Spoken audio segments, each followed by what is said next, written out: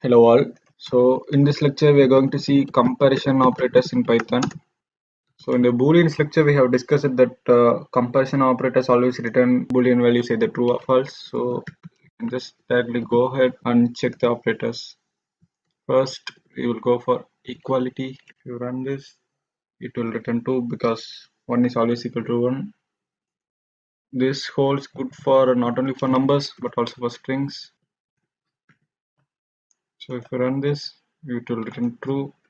But Python is case sensitive, so if you run this, the value is false because here it's a capital A. It is good for numbers also, but here it's just a character and here it's an integer. So if you compare both, it will return false. But if you compare a float value which is same as int value, it will return true because both are same. Next comes the not equal to operator. If you run 2 not equal to 2, it is false. But if you give 5 not equal to 2, which is true obviously, so you will get true. Next you can see greater than operator. 5 greater than true, it's true.